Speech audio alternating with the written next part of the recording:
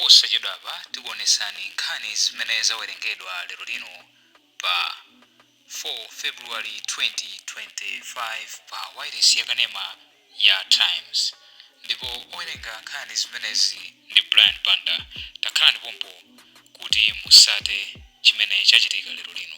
Lwa dziko lino mwezi watha zimene apaki anazilankhula komanso ananisanzo ndi mmene boma likuyendera ma ministries, departments, agencies, parastatals kuti zinthu ziyenda mwachangu komanso pakhale kukhazikika kunena kuti ichichi tafikirapo munthu waje ndi ineyo. muchikalata chomwe bungwe la paki lidapereka kwa mtsogoleri wa dziko lino Achakwera mwezi watha, bungwe lidadandaula ndi momwe ulamuliro wa Achakwera ukuyendera, ponena kuti Achakwera akuperewera maka pa nkhani yopanga ziganizo pa mavuto akatangale, zachuma, fetereza, kusowa kwa mafuta ndi mavuto ena ambiri omwe dziko la Malawi likukumana nawo.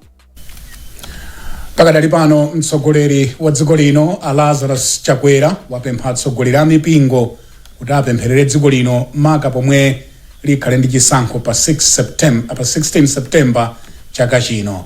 Achakwera ayankhula izi ku nyumba ya boma ya Kamuzu Palace mu mzinda wa Lilongwe atakumana ndi akuluakulu a sinodi ya Nkhoma ya mpingo wa CCAP. Mtolankhani wathu Taonga Sabola anali komweko ndipo akufotokoza. Polankhula ndi olemba nkhani utatha mkumanowu, mlangizi wa mtsogoleri wa dziko lino pa nkhani zachipembedzo a Brian Kamwendo anati Achakwera anatsimikizira atsogoleriwa kuti apitirira kukhala mtsogoleri otumikira komanso kuyanjanitsa Malawi. His Excellency has reiterated his vision, even as he actually talked about the agenda, even in his manifesto, especially when we remember about the Super High Five, talking about servant leadership, talking about ending servant leadership, uniting Malawians, prospering together, ending corruption, but also even the rule of law. To say that in as much as the president has actually been sitting for, this is now his 50th year, that does not necessarily make him to be complacent or to look at himself as somebody so superior to Malawians, but he's actually indicated that he's going to continue to be servant number one, even as he continues to serve the people of Malawi come 2030. Ndipo mbusa wamkulu wa Nkhoma Synod a Edward Masona Tembo Kaluluma ati akuluakuluwa anapita ku nyumba ya boma ndi cholinga chofunira zabwino mtsogoleri wa dziko lino mchaka chino chatsopano, komanso kukamva ena mwa mapulani amene Achakwera ali nawo ku dziko lino. Takhalapo ndi experience kumbuyoku pamene panali cyclones zinazotere. Masiku apitawa tinaona kuza zikomezi usiku chinalikonso around 2 thereabout ma 3. Ndi zinthu ngati izi zimene palibe munthu akhozochita control, ni Mulungu yekha amene angachita control. Ifaike timatero kuti ayi Ambuye atimvera mapemphero athu, atisunga, atiolotsa ndipo atichinjiriza kuzoopsa zonse. Mwezi wa April mchaka ya 2022 Nkhoma Synod idatulutsa chikalata chomwe mutu wake unali kukhala m'maso, chomwe mwa zina chidadzudzula ulamuliro wa mgwirizano wa tonse polephera kukwaniritsa ena mwa malonjezano ake. Ndipo omwe amayankhulirapo pa nkhani za ndale a Wonderful Nkuche ndi a George Phiri atsindika kufunika kuti dziko lino ligwiritsa ntchito zomwe maphunziro pa ganizo la bwalo la milandu lokana zotsatira za chisankho za mchaka cha 2019. Iwo alangiza mbali zokhudzidwa kuti zikhale tcheru kuti zotsatira za chisankho chaka chino zidzakhale zokomera mbali zonse. Nkhani yonse ili ndi Daniel Zimba.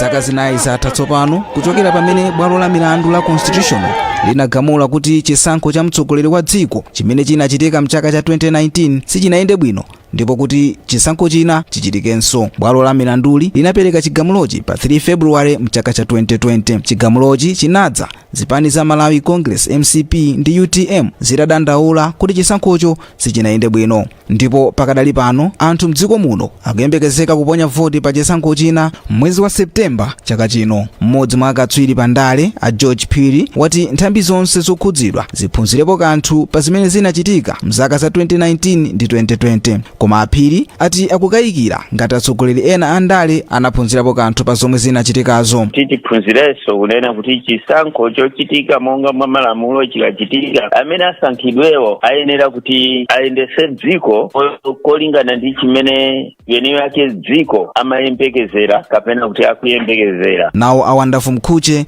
ati akuyembekezera kuti mbali zonse zokhudzidwa pa chisankho zionetsetsa kuti chisankho cha chaka chino chiyende bwino.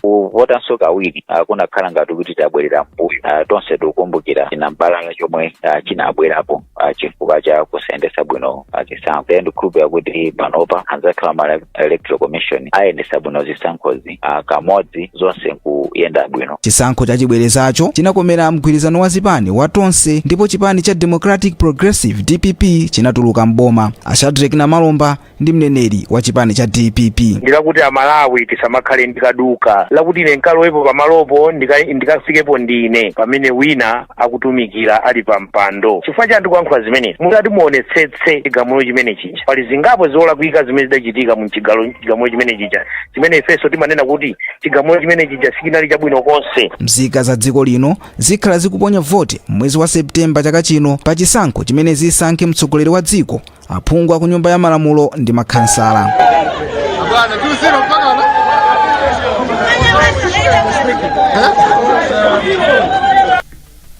Bungwe la National Advocacy Platform NAP lauza boma kuti lithetse ndondomeko ya zipangizo za ulimi zotsika mtengo ya AIP ndi kulowetsa ndalama zake ku bungwe lobwereketsa ngongole la NIF. ANAP ati NIF yaonetsa kuti ikhoza kupindulira amalawi ambiri popereka ngongole za ulimi. Wezi Gausi akusimba zambiri.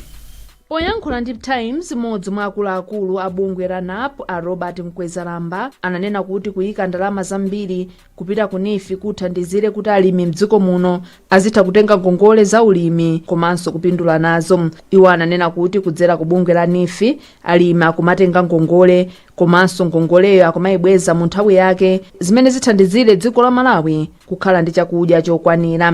For AIP mwina amangopasa matumba awiri a fertilizer, koma pa munthu mmodzi amatha kulandira 60 bags, ena amalandira 100 chakuti, zomwe zatipasa chilimbikitso kunena kuti ambiri akwanirisa kupanga ulimi wawo malinga ndi zimene afuna akalime, kandi mpunga, kandi fertilizer foja, kandi chimanga ndi zina zoterozo. A Buxton Khoma amenenso ndi mmodzi mwa anthu amene amayendetsa bungwe la NAP anagwirizana nawo a Mkwezalamba ponena kuti anthu amene amatenga ngongole ku NIF amasankhidwa mosabisa ndipo amasatira ndondomeko zonse. Pakadali pano bungwe la NAP lapempha boma kuti lonjezere ndalama zake zimene zimapita ku NIF makamaka pa ntchito ya ulimi. Unduna wa zaumoyo wati wayika ndondomeko zatsopano zomwe zigwiritse ntchito kutsatira kuyimitsidwa kwa thandizo la bungwe la PEPFAR lochokera mdziko la America. Zina mwa njirazi ndi monga kuti ogwira ntchito zaumoyo ena apite kugwira ntchito zoyeza HIV komanso kugawa mankhwala otalikitsa moyo. Zambiri mu ripoti ili. Posachedwapa mtsogoleri wa dziko la United States of America a Donald Trump anayimitsa kaye thandizo lomwe limapita maiko ena ndipo dziko la Malawi nalo linakhudzidwa. Kalata yomwe mkulu woona za HIV komanso matenda ena opatsirana pogonana ku nduna za umoyo a Rinre Chewere atulutsa yati ndondomekozi ziyambe kugwiritsidwa ntchito msanga kuti ntchito za umoyo zisayime pomwe thandizo layimitsidwa. Kalata iyi yati pali ntchito zomwe zili zofunikira kwambiri zomwe yati zili mu mndandanda woyamba monga kuyeza HIV amayi oyembekezera, ana amene akudwala komanso makanda zipitirire, kupereka mankhwala otalikitsa moyo nako kupitirire. Iwo atinso ntchito za umoyo zomwe zili mu mndandanda wachiwiri monga kupitiriza sikelo ya amayi oyembekezera komanso kuyeza matenda a hepatitis B kuzichitika koma osati kwambiri.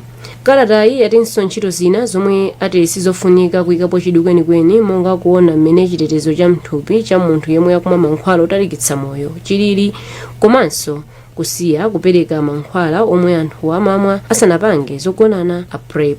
amaziko matemba omwe amamenyera maufulu a zaumoyo ati ndondomekozi zafika mu nthawi yake.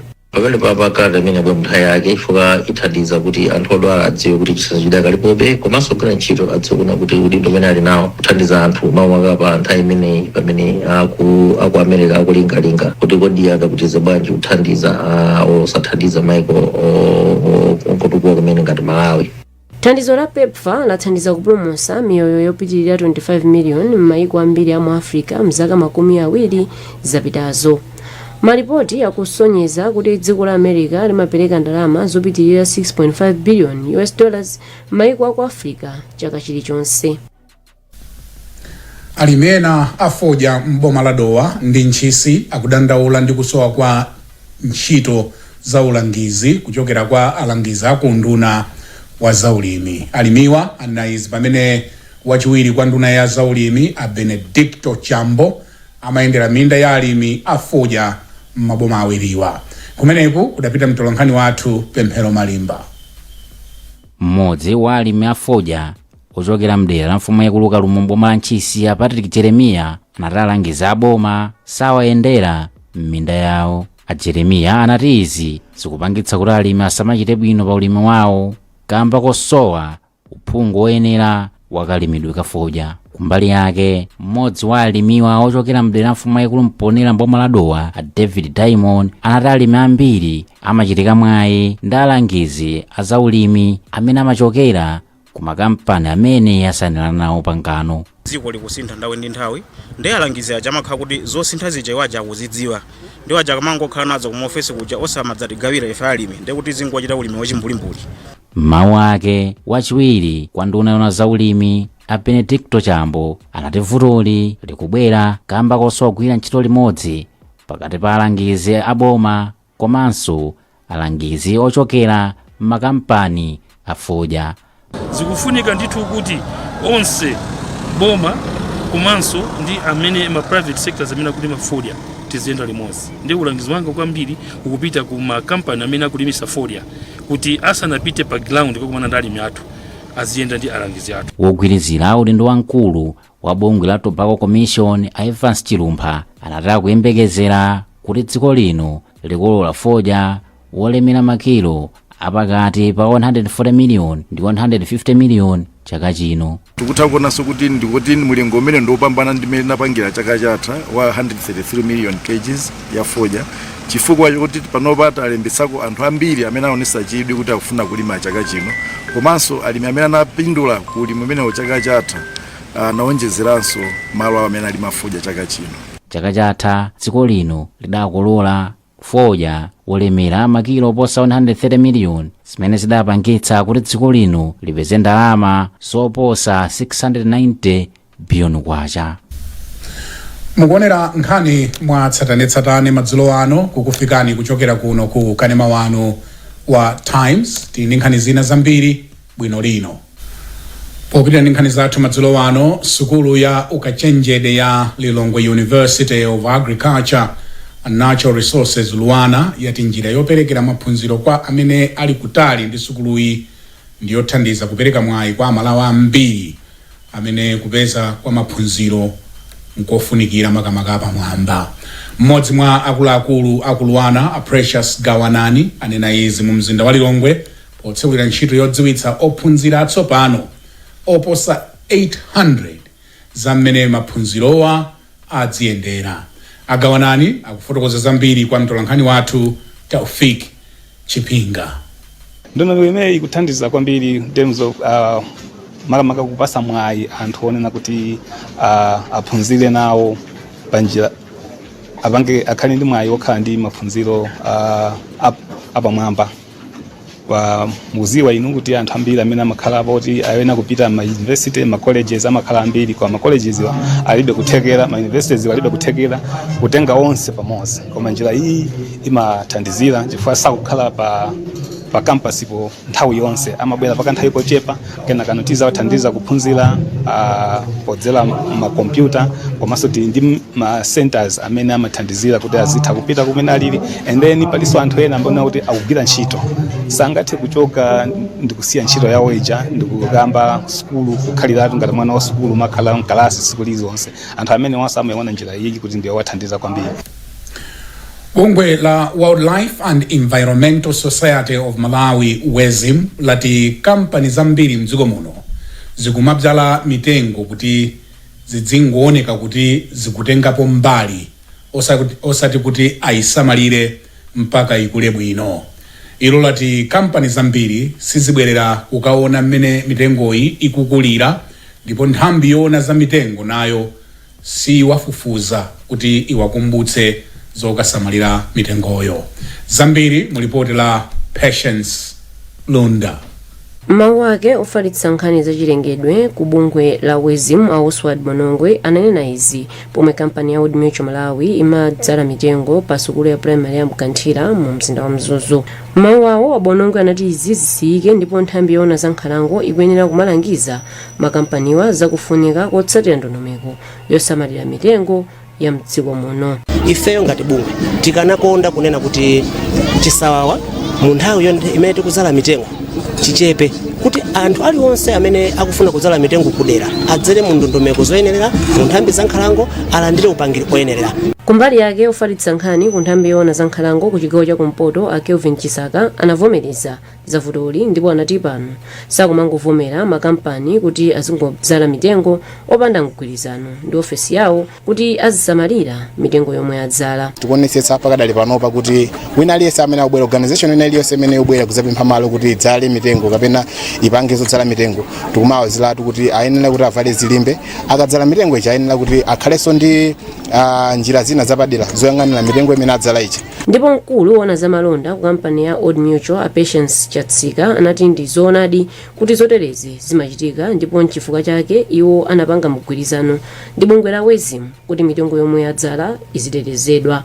Lero apereka ripoti kuti survival rate ya mitengo imene takhala tikuzala anapereka makamaka ya kuno kuzuzu imene takhala tikuzala chaka china kuti inali pa 87%, imene ili target ndithu yayikulu yabwinonso kwambiri kulingana ndi imene mitengo ikuchitira mdzikomo. Mitengo pafupifupi 200 inadzalidwa ndipo kampani ya Old Mutual yati idzala mitengo 10,000 mu nyengo yodzala mitengo ya chaka chino. Konsolo ya mzinda wa Lilongwe yalandira galimoto ziwiri zozimitsira moto zomwe azikonza zitaonongeka. Bungwe la amalonda ochokera ku dera la Asia omwe akuchita malonda mu mzinda wa Lilongwe ndi lomwe lapereka thandizoli. Mmodzi mwa ochita malonda Anis Ismail wati bungwe lawo linaganiza zokonzanso galimotozi litazindikira kuti zinali ndi mavuto. Zambiri mulipoti la Fale Banda.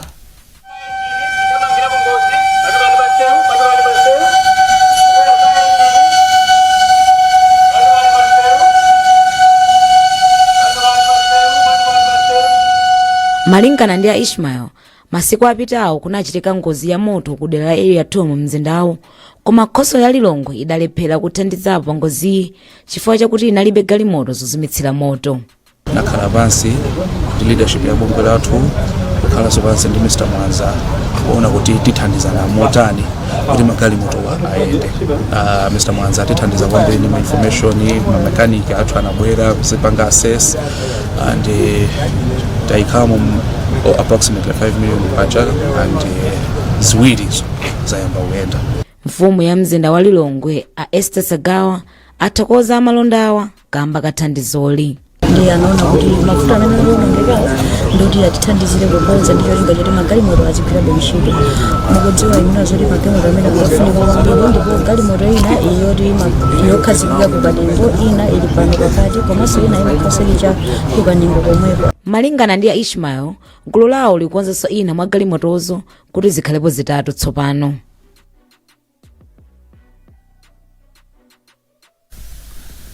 Ndipo bungwe la ntchito la chifundo la Kelvin Majawa Trust apereka thandizo la chakudya kwa anthu okhala ku dera la Chilimba komanso na Matete mu mzinda wa Blantyre. Mmodzi mwa akuluakulu ku bungweli a Philip Nyirenda wati ndondomekoyi ithandizira boma pa ntchito yothandiza anthu popereka thandizo kwa manja omwe akumana ndi vuto la kusowa kwa chakudya. Zambiri mu ripoti la Luwereni Mpasa koma akuwerenga ndi Matilda Majawa. Polankhula pa nthawi yogawa chakudya ku Chilimba, Anyirenda adati ntchitoyi yadza pamene anthu ambiri m'maderawa akukumana ndi mavuto azachuma komanso kukwera kwa mitengo kwa zakudya zomwe zikukhudza mabanja ochuluka. Cholinga chathu ndikupereka chiyembekezo kwa anthu amene chiyembekezo alibe. Mundisikimiza ino kunena kuti tukhala nthawi imene ndiyovuta imene chakudya chikuvuta komanso anthu moyo wonse mudisiwa kumakhala opanda chiyembekezo. Ndefe ndinabwera ngati bungu kuti ya musakhala opanda chiyembekezo inyo mukhena chikulu chonse kuti ife ngati Kevin Majawa Trust tilipo ndipo tima nanu limodzi pakupereka kanga chepe kamene feyo tili nawo.